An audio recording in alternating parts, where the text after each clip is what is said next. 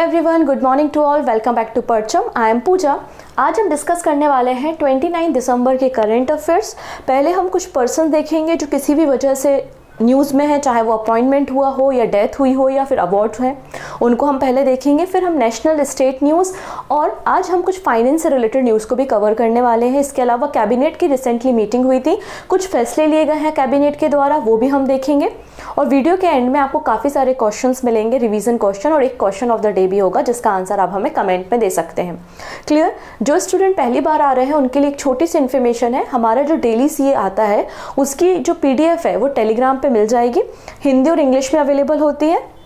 आप इसे डाउनलोड कर सकते हैं टेलीग्राम से, और टेलीग्राम की जो लिंक है वो डिस्क्रिप्शन में मिल जाएगी। तो आइए पहले हम पहले पर्सन को देखते हैं जिनका नाम है डॉक्टर उत्तम। ये है डॉक्टर उत्तम जो कि एक मूर्तिकार रहे हैं, स्कल्पचर रहे हैं। He passed away recently at Mumbai. ठीक है, साथ ही फॉर्मर चेयरमैन भी रहे हैं ललित कला अकादमी के, और ललित कला अकादमी अवार्ड भी इन्हें दिया गया है, महाराष्ट्र गौरव पुरस्कार भी इन्हें दिया गया है। और इन्होंने एज अ चेयरमैन ललित कला अकादमी में 2018 में for the period of 3 years serve करने का काम किया है। इसके अलावा ये प्रेसिडेंट भी रहे हैं बॉम्बे आर्ट सोसाइटी के। ठीक है, तो आपसे सिर्फ इतना पूछा जाएगा, डॉक्टर उत्तम जिनका रिसेंटली निधन हो गया वो किस फील्ड से थे, तो आपको पता होना चाहिए कि वो मूर्तिकार थे और ललित कला अकादमी के चेयरमैन भी रहे हैं। इसके अलावा इन्होंने कई सारे स्टैच्यूज़ बनाए, जैसे कि स्वामी विवेकानंद का स्टैच्यू मुंबई में बनाया, स्टैंडिंग बुद्धा और डॉक्टर बाबा साहब अम्बेडकर का स्टैच्यू भी इन्होंने तैयार किया, स्वतंत्रता ज्योत अंडमान एंड निकोबार में तैयार करने का काम किया है। तो आपको इनका नाम पता होना चाहिए, डॉक्टर उत्तम पचरानी। ही पास्ड अवे। ठीक है, अगले जो पर्सन है वो भी इम्पॉर्टेंट है, जो कि फॉर्मर यूरोपियन कमीशन के प्रेसिडेंट रहे हैं। यूरोपियन कमीशन के प्रेसिडेंट की तरह भी काम किया है इन्होंने, और फाइनेंस मिनिस्ट्री भी इनके हाथों थी। इनका नाम है जैक्स डेलर्स। कौन है ये? जैक्स डेलर्स, जो कि फॉर्मर प्रेसिडेंट रहे हैं यूरोपियन कमीशन के। जब ये प्रेसिडेंट थे 1985 से 1995 के बीच में, तो उन्होंने कई सारे रिफॉर्म यूरोपियन कमीशन में लेकर आए हैं, जैसे कि सिंगल मार्केट, इन्होंने free movement of people and free goods and services, borderless services की शुरुआत भी की थी, बॉर्डरलेस ट्रेवल की शुरुआत भी इन्होंने शेंगेन एग्रीमेंट के अंतर्गत किया था। इसके अलावा एरस्मस प्रोग्राम, जो कि स्टूडेंट एक्सचेंज प्रोग्राम है, इसे भी इन्होंने प्रमोट किया था। तो कई सारे इन्होंने स्टेप लिए हैं, और फॉर्मर कमीशन यूरोपियन कमीशन के फॉर्मर प्रेसिडेंट भी रहे हैं 1985 से 1995 के बीच में। ठीक है, अगले पर्सन जो है उनका नाम है CS राजन, जिन्हें कोटक महिंद्रा बैंक का चेयरमैन बनाया जा रहा है। RBI ने, रिजर्व बैंक ऑफ इंडिया ने अप्रूवल दे दिया है, और CS राजन जो है वो चेयरमैन होंगे कोटक महिंद्रा बैंक के, और इनका जो टेन्योर होगा वो 1 जनवरी 2024 से शुरू हो रहा है। एंड 2 इयर्स के लिए, 2 सालों के लिए कोटक महिंद्रा बैंक के जो नए चेयरमैन रहने वाले हैं वो CS राजन है। और किसको रिप्लेस करेंगे? तो प्रकाश आप्टे को रिप्लेस करेंगे, क्योंकि इनका जो टेन्योर है वो 31 दिसंबर को ख़त्म हो रहा है।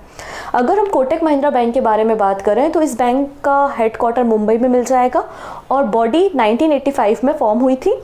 उदय कोटक इसके फाउंडर हैं। अभी कुछ और पर्सन्स हैं जिनके बारे में हमें डिस्कस करना है, लेकिन उसके पहले छोटी सी इन्फॉर्मेशन है about the SSC general awareness target 2024 batch. तो जनरल अवेयरनेस हर एक एग्ज़ाम में, जो वनडे एग्ज़ाम, स्टेट एग्ज़ाम और UPSC एग्ज़ाम्स होते हैं उनमें पूछा जाता है।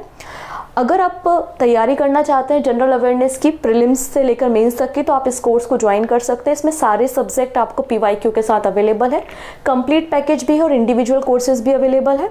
डिस्क्रिप्शन में लिंक मिल जाएगी आपको, और अगर आप पूजा 20 कोड का इस्तेमाल करते हैं तो आपको एडिशनल 20% का डिस्काउंट भी मिल जाएगा। क्लियर? आइए अब हम कुछ और पर्सन देखेंगे जो न्यूज़ में है।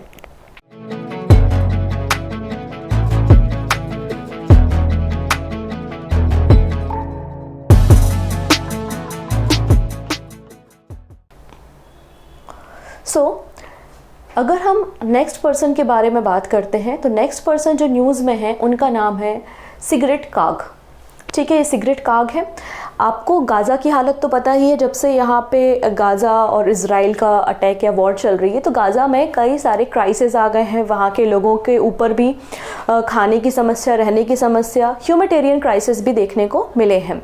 सो यूनाइटेड नेशन अब एक कोऑर्डिनेट करने के लिए, कोऑर्डिनेशन फैसिलिटी प्रोवाइड करने के लिए, जिससे ह्यूमैनिटेरियन असिस्टेंट प्रोवाइड हो सके, ह्यूमैनिटेरियन रिलीफ उनको प्रोवाइड किया जा सके, और जो ज़रूरत की चीज़ें हैं लोगों तक पहुंचाई जा सके। कहाँ पर? गाज़ा में। इसलिए यूनाइटेड नेशन के चीफ के द्वारा सिगरेट काग को सीनियर ह्यूमैनिटेरियन कोऑर्डिनेटर अपॉइंट किया गया है गाज़ा में। ठीक है, किसने अपॉइंट किया आप देख सकते हैं, यूनाइटेड नेशन के सेक्रेटरी जनरल एंटोनियो गुटेरेस आपको यहाँ पर दिखाई दे रहा है। बेसिकली कोऑर्डिनेट करेंगी, मॉनिटर करेंगे और वेरीफाई करेंगे कि प्रॉपरली कंसाइनमेंट रिसीव हो रहे हैं और प्रॉपरली गाजा के लोगों को रिलीफ मिल रहा है या नहीं। ठीक है, और इनका जो असाइनमेंट है वो 8 जनवरी 2024 से शुरू हो जाएगा, 8 जनवरी 2024 से। ठीक है, चलिए अगले जो पर्सन न्यूज़ में हैं वो है पैरासाइट मूवी के एक्टर। ऑस्कर विनर मूवी रही है, आप लोगों ने सुना भी होगा, शायद आप में से किसी ने देखा भी होगा। ऑस्कर विनिंग फिल्म रही है पैरासाइट, और पैरासाइट के जो एक्टर थे साउथ कोरियन एक्टर जिनका नाम था ली सुन क्यून, और ये डेड पाए गए हैं। अब इन्वेस्टिगेट चल रहा है कि ये सुसाइड था या जो भी था, मतलब तो इनकी बॉडी मिली है। ठीक है, नेक्स्ट पर्सन जो है अतानु चक्रवर्ती हैं और HDFC बैंक ने इन्हें रीअपॉइंट किया है एज अ चेयरमैन। तो HDFC बैंक के वापस से चेयरमैन कौन बन गए? आंसर हो जाएगा अतानु चक्रवर्ती। ठीक है, तो इस तरीके से ये कुछ पर्सन थे। अब यहाँ पे 2 लोकेशन के नाम चेंज हुए हैं, उनको पहले हम देखते हैं, फिर हम बाकी न्यूज़ को डिस्कस करेंगे। तो यहाँ पे हम बात कर रहे हैं अयोध्या रेलवे स्टेशन। तो उत्तर प्रदेश गवर्नमेंट ने फैसला लिया है कि अयोध्या रेलवे स्टेशन का नाम चेंज करके अयोध्या धाम कर दिया जाएगा। ठीक है, अयोध्या रेलवे स्टेशन का नाम चेंज करके अयोध्या धाम कर दिया जाएगा। और अयोध्या में एक इंटरनेशनल एयरपोर्ट भी बन रहा है जिसका नाम डिसाइड किया गया था मर्यादा पुरुषोत्तम श्री राम इंटरनेशनल एयरपोर्ट। लेकिन अभी फिलहाल उत्तर प्रदेश की गवर्नमेंट के द्वारा ये फैसला लिया है कि ये नाम थोड़ा सा लेंदी है, इसलिए जो रामायण के रचयिता हैं वाल्मीकि जी, उनके नाम पर अयोध्या एयरपोर्ट का नाम चेंज किया जाएगा। क्या रखा जाएगा? महर्षि वाल्मीकि एयरपोर्ट। ठीक है, तो ये 2 फैसले उत्तर प्रदेश की गवर्नमेंट के द्वारा लिए गए हैं रिसेंटली। चलिए अब हम बात करते हैं अपनी नेशनल न्यूज़ पे। PM मोदी बहुत जल्दी लॉन्च करने वाले हैं अमृत भारत ट्रेन, जिसमें होगी पुश पुल टेक्नोलॉजी।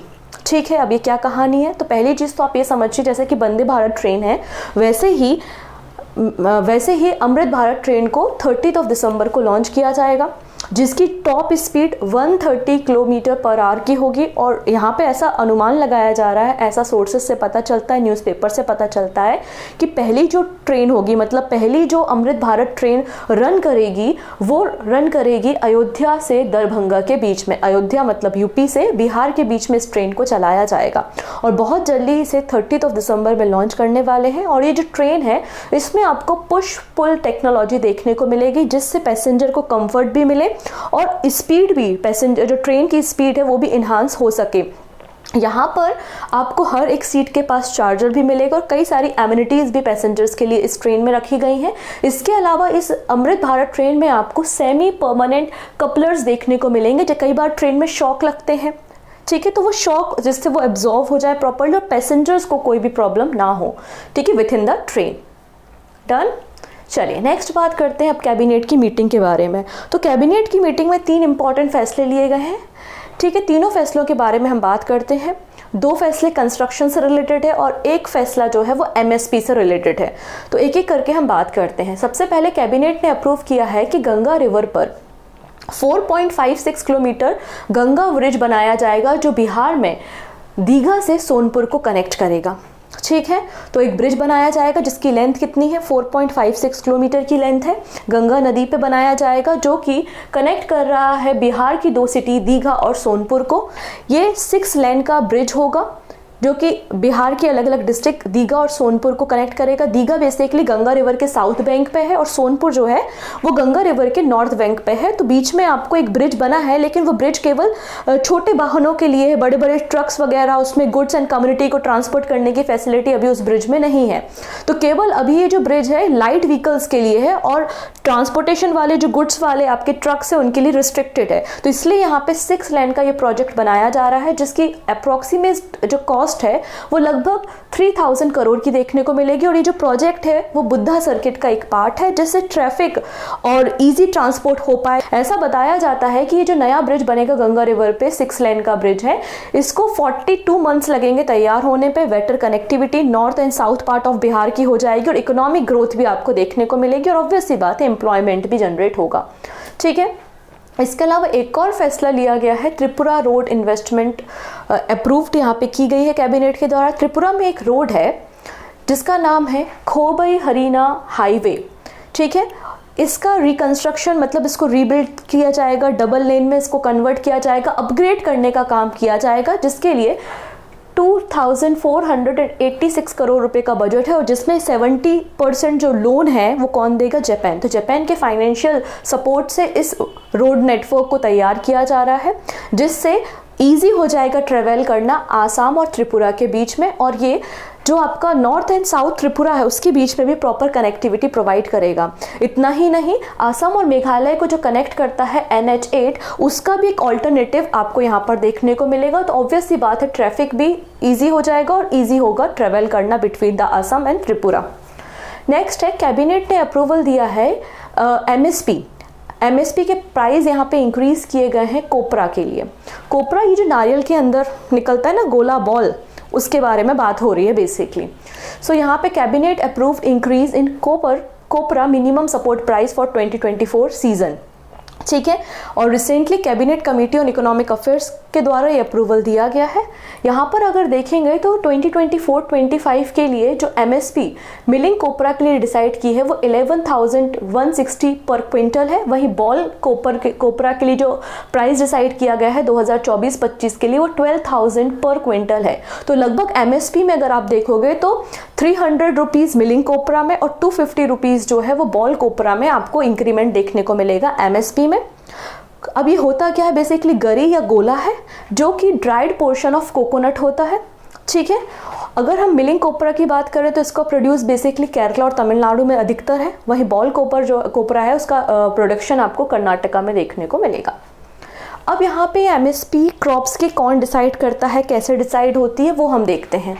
तो इसके लिए कमीशन है, commission for agriculture cost and prices, ठीक है। ये लोग प्रपोज करते हैं किसी भी क्रॉप का, किसी फसल का मिनिमम सपोर्ट प्राइस। लगभग 22 ऐसी आइटम्स हैं या मटेरियल्स हैं जिनकी मैंडेटेड यहाँ पर MSP डिसाइड की जाती है और शुगर कैन का FRP डिसाइड किया जाता है। तो 22 फसलों की MSP और शुगर कैन का FRP डिसाइड करने का काम commission for agriculture cost and prices करते हैं। इन 22 क्रॉप्स में जो 14 हैं वो आपकी खरीफ की क्रॉप है, 6 आपकी रबी की क्रॉप है और 2 अदर कमर्शियल क्रॉप्स देखने को मिलेंगी। नेक्स्ट बात करते हैं, commission for agriculture cost and prices का फॉर्मेशन 1965 में हुआ था और 1985 में इसका नाम चेंज करके commission for agriculture cost and prices किया गया था, ठीक है। नेक्स्ट बात करते हैं, अमित शाह जी चंडीगढ़ गए हुए थे और वहाँ पर इन्होंने लगभग 9 प्रोजेक्ट को इनॉग्रेट किया है जिनकी टोटल कॉस्ट 368 करोड़ रुपीस बताई जाती है और 3 नए प्रोजेक्ट का फाउंडेशन स्टोन भी रखा है कहाँ पर? चंडीगढ़ में। तो 9 प्रोजेक्ट को इनॉग्रेट किया है और 3 नए प्रोजेक्ट का फाउंडेशन स्टोन रखा है, ठीक है, कोई दिक्कत नहीं। जो खास बातें हैं वो हम पढ़ लेते हैं। खास बातें क्या है? तो होम मिनिस्ट्री के द्वारा इनॉग्रेट किया गया है centre for cyber operation and security. तो एक एडवांस फैसिलिटी डेवलप की गई है 90 करोड़ रुपए की लागत के साथ और DRDO के असिस्टेंट के साथ, जिससे जो साइबर क्राइम होते हैं, जो भी फ्रॉड वगैरह होते हैं, उनको प्रॉपरली इन्वेस्टिगेट किया जा सके, इसलिए centre for cyber operation and security को इनॉग्रेट किया गया है। अगर हम बात करें, यहाँ पर चंडीगढ़ पुलिस कार की एक फ्लीट लॉन्च की गई है और जो पुलिस कंट्रोल व्हीकल होते हैं, एक नया नाम उन्हें दिया गया है ईगल, और इसे भी लॉन्च किया गया है। इसके अलावा बोला गया है कि जो अभी प्राइम मिनिस्टर नरेंद्र मोदी जी के द्वारा 3 हमारे जो क्रिमिनल लॉज हैं उनमें जो अमेंडमेंट किया है, उनके नाम को जो चेंज किया है, उनको प्रॉपरली इम्प्लीमेंट करना है। तो दिसंबर 2024 तक जितनी हमारी यूनियन टेरिटरीज है ना, तो ऑल यूनियन टेरिटरी के जो कोर्ट है वो पूरी तरीके से उनमें कंप्यूटराइजेशन, डिजिटलाइजेशन हो जाएगा और 2024 में आप चंडीगढ़ में ये तीनों नए क्रिमिनल लॉ को इम्प्लीमेंट करते हुए पाएंगे, ऐसा अमित शाह जी के द्वारा कहा गया है। डन। चलिए, अब यहाँ पर एक और रिपोर्ट आई है जो centre for economics and business research के द्वारा रिलीज़ की है और इन्होंने क्या कहा है कि भारत जो है वो वर्ल्ड की टॉप इकोनॉमिक पावर बन जाएगी बाय द सेंचुरी एंड। तो सेंचुरी एंड तक भारत वर्ल्ड की सबसे बड़ी आर्थिक शक्ति बन जाएगी, ऐसा centre for economic and business research की रिपोर्ट से हमको पता चलता है, ठीक है। CBR ने कहा है कि जो रिपोर्ट पब्लिश है जिसका नाम है world economic league table report, इसमें जो इंडिया की GDP है वो 90% लार्जर हो जाएगी चाइना की और 30% लार्जर हो जाएगी अमेरिका की, ठीक है। देखते हैं इसके अलावा बोला है कि 2024 से 2028 तक भारत का जो एवरेज ग्रोथ रहेगा वो 6.5% रहेगा और 2030 तक इंडिया जो है वर्ल्ड की थर्ड लार्जेस्ट इकोनॉमी बन जाएगी, जापान और जर्मनी को पीछे छोड़कर। मतलब भारत से आगे जो है वो चाइना और अमेरिका रहेगा, ऐसा ये लोग कहते हैं। वहीं अगर अगली रिपोर्ट आप चर्चा करोगे ना, जो कि जुलाई के महीने में पब्लिश हुई थी, global investment bank Goldman estimate, ये जो रिपोर्ट है ना, इन्होंने क्या कहा था कि 2075 तक 2075 तक भारत जो है वर्ल्ड की सेकेंड लार्जेस्ट इकोनॉमी बन जाएगी और ये अमेरिका को पीछे छोड़ देगी। मतलब चाइना फर्स्ट हो जाएगा, इंडिया सेकेंड हो जाएगा और अमेरिका थर्ड हो जाएगा, ऐसा इनकी रिपोर्ट से हमें पता चलता है। इन्होंने कहा था कि 2075 में चाइना जो है वर्ल्ड की लार्जेस्ट इकोनॉमी होगी 57 ट्रिलियन डॉलर के साथ, इंडिया सेकंड पोजीशन पे होगी 52.5 ट्रिलियन डॉलर और यूएसए की इकोनॉमी थर्ड नंबर पे पहुंच जाएगी 51.5 ट्रिलियन डॉलर के साथ, ऐसा इनकी रिपोर्ट है। तो सबकी रिपोर्ट है, देखते हैं आने वाले समय में क्या होता है। चलिए अब यहाँ पर एक और न्यूज़ है, जनहित में जारी है ये न्यूज़। जो भी स्टूडेंट अगर एमफिल करने का सोच रहे हैं तो ना करें, क्योंकि अब एमफिल की जो डिग्री है 2022 तक की जो इसकी डिग्रियां हैं वो बिल्कुल ठीक है, अब जो नया एडमिशन है वो अब मान्य नहीं है। यहाँ पर यूजीसी का एक फैसला आया है, ठीक है। यूनिवर्सिटी ग्रांट कमीशन ने एक नोटिफिकेशन रिलीज़ किया है और कहा है कि जो एमफिल की डिग्री होती है, जो भी स्टूडेंट एमफिल परस्यू कर रहे हैं, अब उस डिग्री को और अधिक मान्यता नहीं मिलेगी, नो लॉन्गर रिकॉग्नाइज्ड। और इसके अलावा जो यूनिवर्सिटीज़ हैं उनको भी कहा है कि एमफिल के अंदर जो भी बच्चे 23-24 एकेडमिक ईयर के लिए एप्लीकेशन डाल रहे हैं या इनरोल होने का सोच रहे हैं तो आप उनको रोक दीजिए और अब उनका एडमिशन नहीं लीजिए, क्योंकि अब 2022 तक की जो डिग्रियां थी वो ठीक है। अब इस नोटिफिकेशन के बाद अगर कोई इनरोल होता है, एमफिल को यूनिवर्सिटी करा देती है, तो वो डिग्री रिकॉग्नाइज नहीं की जाएगी, मान्यता प्राप्त नहीं होगी, ऐसा यूनिवर्सिटी ग्रांट कमीशन का कहना है, ठीक है। अब यूजीसी के बारे में भी 2-4 बातें हम जान लेते हैं। यूजीसी का फॉर्मेशन 28 दिसंबर 1953 में किया गया था और उस समय जो हमारे एजुकेशन मिनिस्टर थे मौलाना अबुल कलाम आज़ाद, उनके द्वारा। बाद में हमने इसे स्टैचुरी बॉडी बनाई नवंबर 1956 में। तो आज के समय में यूजीसी एक स्टैचुरी बॉडी के रूप में काम कर रही है। पार्लियामेंट ने एक एक्ट पास किया था। Department of higher education of ministry of education के अंदर ये काम करने वाली एक संस्था है। यूजीसी ने 1994 में क्रिएट किया था national assessment and accreditation council, जो कि क्या करता है, हमारी जो यूनिवर्सिटीज़ हैं उनकी परफॉर्मेंस को चेक करता है, कॉलेजेस की परफॉर्मेंस को चेक और एनालिसिस करने का काम करता है, ठीक है। चलिए नेक्स्ट बात करते हैं कोटक महिंद्रा लाइफ इंश्योरेंस के बारे में। अब कोटक महिंद्रा ने अपना एक नया लाइफ इंश्योरेंस इंट्रोड्यूस किया है जिसका नाम है tulip, TULIP, term with unit link insurance plan. तो यहाँ पे थोड़ी देर के लिए एक टर्म आप समझ लीजिए जिससे आपको थोड़ा इस पूरे न्यूज़ को समझने में आसानी भी हो जाएगी। Unit linked insurance plan, ULIP, इतना समझा रही हूँ, टी को बाद में जोड़ लेंगे, ठीक है। तो यूनिट लिंक्ड इंश्योरेंस प्लान क्या होता है? ये आपका डबल प्रॉफिट वाला इंश्योरेंस प्लान होता है बेसिकली। इसमें आप जो भी प्रीमियम देते हैं, क्योंकि आप जब कोई इंश्योरेंस प्लान लेते हैं तो मंथली, क्वार्टरली आपका प्रीमियम जाता है, तो आपका जो भी प्रीमियम है वो 2 पार्ट्स में डिवाइड हो जाता है।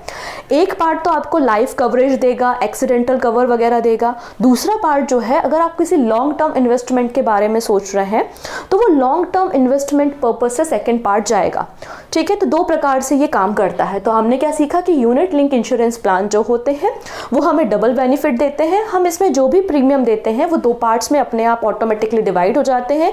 एक पार्ट जाता है हमारे हेल्थ कवरेज के लिए, हेल्थ इंश्योरेंस के लिए, और दूसरा पार्ट जो है वो एज अ इन्वेस्टमेंट जाता है, जो कि आप लॉन्ग टर्म इन्वेस्टमेंट के हिसाब से उसे देख रहे हैं, ठीक है।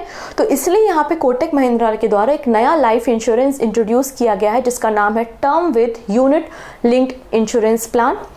बेसिकली ये इंश्योरेंस प्लान जो है वो आपने जो प्रीमियम आप एनुअली दे रहे हैं उसके 100 टाइम्स, 100 गुना ज़्यादा आपको लाइफ कवरेज प्रोवाइड करेगा। Up to 100 times annual premium के आपको लाइफ कवरेज प्रोवाइड किया जाएगा। आपको एक्स्ट्रा प्रोटेक्शन भी दी जाएगी अंडर द एक्सीडेंटल डेथ, या फिर आपको कोई क्रिटिकल इलनेस हो गई है, ठीक है। और जो कस्टमर की कोर फाइनेंशियल नीड्स हैं उनको भी टेक केयर किया जाएगा, क्योंकि दूसरा पार्ट तो आपका इन्वेस्टमेंट के लिए जा रहा है। ये बातें यहाँ पे की हैं। तो आपसे सिर्फ इतना पूछा जाएगा कि टुलिप इंश्योरेंस प्रोडक्ट किसका है, तो कोटक महिंद्रा बैंक का है, मैटर खत्म, ठीक है। चलिए अब बात करते हैं ई स्वर्ण के बारे में।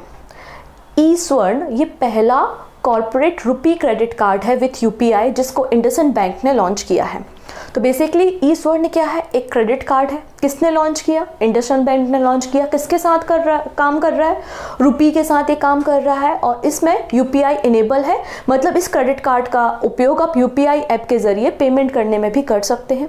कई सारी फैसिलिटीज इसके साथ है, मतलब यूपीआई में आप ट्रांजेक्शन तो कर रहे हैं, इसके अलावा फिजिकल और डिजिटल दोनों माध्यम से आप ई स्वर्ण रुपी जो क्रेडिट कार्ड है, कॉर्पोरेट कार्ड है, उसको एक्सेस कर सकते हैं। कई सारे एक्स्ट्रा और प्रीमियम पैकेजेस भी यहाँ पर बनाए गए हैं कि जो लोग लगातार ट्रैवलिंग करते हैं, बिजनेस ट्रैवलर्स हैं, तो यहाँ पर उनके लिए कॉम्प्लीमेंट्री ऑफर भी है कि वो 10 टाइम्स एनुअली जो लॉन्च वगैरह होते हैं ना एयरपोर्ट पे, वहाँ पर रिलैक्स भी कर सकते हैं। इसके अलावा अगर आप फ्रिक्वेंटली इस कार्ड का इस्तेमाल करते हैं तो आपको एडिशनल जो रिवॉर्ड्स भी डेली ट्रांजेक्शन में दिए जाएंगे।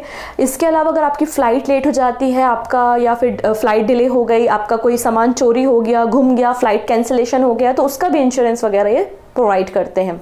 तो ये कुछ खास फैसिलिटीज़ के साथ पहला corporate rupee credit card with UPI launch किया है इंडसइंड बैंक ने, जिसका नाम है ई स्वर्ण। डन। नेक्स्ट है ओला। ओला भी अपना आईपीओ लाने की तैयारी कर रहा है और उसने भी फाइल कर दिया है एप्लीकेशन।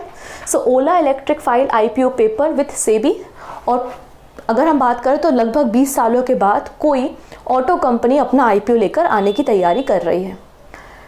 नेक्स्ट बात करते हैं नवरत्न भारत इलेक्ट्रॉनिक लिमिटेड, मतलब बीईएल। बीईएल ने 445 करोड़ रुपए का कॉन्ट्रैक्ट साइन किया है उत्तर प्रदेश गवर्नमेंट के साथ, और उत्तर प्रदेश गवर्नमेंट के लिए जो यूपी डायल 112 प्रोजेक्ट है उसको तैयार करने में मदद करेगी। इसमें बेसिकली एआई टूल्स की ज़रूरत है, सॉफ्टवेयर हार्डवेयर की ज़रूरत है, और साइबर सिक्योरिटी के लिए भी कुछ सॉफ्टवेयर की रिक्वायरमेंट है, वो सब बीईएल प्रोवाइड करेगा यूपी गवर्नमेंट को। ठीक है, चलिए, तो ये आज के हमारे कुछ करंट अफेयर्स थे। आई थिंक आपको समझ में आए होंगे सारी बातें। अब हम क्वेश्चन की तरफ बात करते हैं। पहला क्वेश्चन ये है कि उत्तर प्रदेश के जो मुख्यमंत्री हैं उन्होंने यूपी का पहला इंट्रा डिस्ट्रिक्ट हेलीकॉप्टर सर्विस कहाँ से कहाँ शुरू किया है, तो आगरा से मथुरा। ऑप्शन डी बिल्कुल करेक्ट है। नेक्स्ट है तेलंगाना गवर्नमेंट ने कहा है कि हम 5 लाख रुपए का एक्सीडेंटल इंश्योरेंस प्रोवाइड करेंगे। किसे, तो गिग वर्कर्स को, ऑटो रिक्शा ड्राइवर्स एंड जो डिलीवरी वाले बॉयज़ होते हैं उनके लिए। नेक्स्ट बात करते हैं, कौन सा ऐसा कंट्री है जिसने इम्प्लीमेंट कर रहा है कार्बन इंपोर्ट टैक्स 2027 में, तो आंसर हो जाएगा यूके। ठीक है, नेक्स्ट बात करते हैं, कोको कोला ने अपनी जो पार्टनरशिप है आईसीसी के साथ उसको फर्दर 8 साल के लिए बढ़ा दिया गया है। तो कब तक रहेगी पार्टनरशिप, तो 2031 तक रहेगी। ऑप्शन डी बिल्कुल करेक्ट है। नेक्स्ट है कैबिनेट के द्वारा 4.56 किलोमीटर नया ब्रिज गंगा नदी पे कहाँ पर कंस्ट्रक्ट करने के लिए अप्रूवल दिया है, आंसर हो जाएगा बिहार में। ऑप्शन बी बिल्कुल करेक्ट है। ई स्वर्ण किसने लॉन्च किया है, तो इंडसइंड बैंक ने इसको लॉन्च किया है। ठीक है, कोई दिक्कत नहीं। नेक्स्ट है भारत का जो नया स्पेस स्टेशन है उसका नाम क्या होगा, तो भारतीय स्पेस स्टेशन। ऑप्शन यहाँ पे सी करेक्ट है। नेक्स्ट है पहली इंडियन का नाम पूछा गया है जिन्हें गवर्निंग बोर्ड मेंबर बनाया गया है इंटरनेशनल टेबल टेनिस फेडरेशन में। कल इनके बारे में हमने बात की थी, आंसर है वीता दानी। Option A. नेक्स्ट है कुंदनकुलम न्यूक्लियर पावर प्लांट एक ज्वाइंट प्रोजेक्ट है इंडिया और किसका, तो आंसर है रशिया का। ठीक है, ऑप्शन सी। अभी एग्रीमेंट भी हुआ है हमारे बीच में। अच्छा, यहाँ पे कैबिनेट ने ना जो पोस्ट ऑफिस बिल 2023 है उसमें अमेंड कर रहा है, मतलब एक नया बिल लेकर आया है पोस्ट ऑफिस बिल 2023। तो कौन से एग्जिस्टिंग पोस्ट ऑफिस बिल में ये अमेंडमेंट किया गया है, तो आंसर है इंडियन पोस्ट ऑफिस एक्ट 1898 में अमेंडमेंट हो रहा है। ठीक है, नेक्स्ट है कौन से स्पोर्ट पर्सन है चेस में जिन्हें अर्जुन अवार्ड 2023 दिया जा रहा है, तो आर वैशाली हैं। ऑप्शन डी बिल्कुल करेक्ट है। This is the next question and last question कि इंडिया का पहला एआईसीटी कहाँ पे तैयार होगा, तो आंसर है लखनऊ में। Option A. This is the question of the day. CMD of the year किसे चुना गया है, ठीक है, आप बताएंगे कमेंट सेक्शन में। और ये भी बता देना कि किस ग्रुप के, किस इंस्टीट्यूट या ऑर्गेनाइजेशन के सीएमडी हैं ये जिन्हें सीएमडी ऑफ द ईयर चुना गया है। ठीक है, तो इन दोनों क्वेश्चंस का आंसर आप हमें कमेंट में दीजिएगा। बाकी सारी बातें आने वाले क्लास में हम करते हैं। So thank you so much, take care and bye bye.